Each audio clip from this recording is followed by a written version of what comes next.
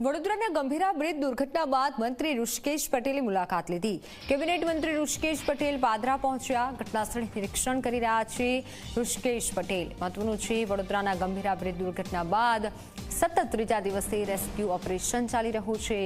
અત્યાર સુધીમાં 19 લોકોના મૃતદેહ મળ્યા છે। દુર્ઘટના બાદ 4 અધિકારીઓને સસ્પેન્ડ કરી કાર્યવાહી કરવામાં આવી છે।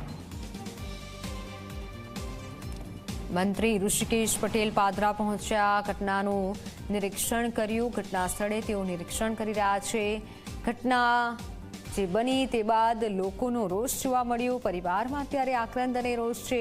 19 લોકોના અત્યાર સુધી મૃતદેહ મળી આવ્યા છે। હજુ પણ રેસ્ક્યુની કામગીરી ચાલુ છે અને તે વચ્ચે કેબિનેટ મંત્રી ઋષિકેશ પટેલ પાદરા ખાતે પહોંચ્યા છે। બ્રિજ દુર્ઘટના બાદ મંત્રી પહોંચ્યા છે। ફોનલાઈન પર સંવાદદાતા રવિ જોડાઈ ચૂક્યા છે। રવિ, હાલ મંત્રી ઋષિકેશ પટેલ પહોંચ્યા છે, ઘટનાનું નિરીક્ષણ કરી રહ્યા છે, શું વધુ જાણકારી?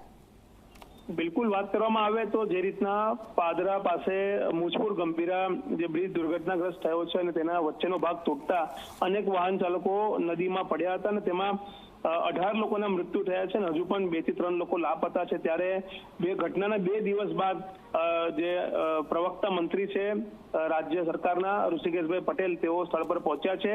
તમામ અધિકારીઓ અને સ્થાનિક ધારાસભ્ય સાથે તેઓ સ્થળ વિઝિટ કરી રહ્યા છે અને વિગતો મેળવી રહ્યા છે।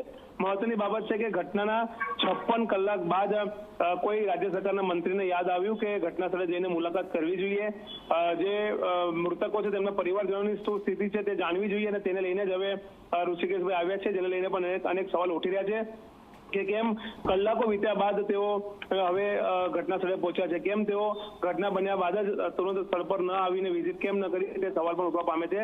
ચોક્કસથી જે રીતના ગઈકાલે રાજ્ય સરકારે 4 અધિકારીઓને સસ્પેન્ડ કર્યા છે, ત્યારે હવે શું વધુ કોઈ અધિકારીઓ ઉપર કાર્યવાહી થશે? શું તેમની ઉપર માનવવધનો ગુનો દાખલ થશે કે કેમ, તે બાબત પણ લોકોના અંદર સવાલ ઉઠાવી રહી છે।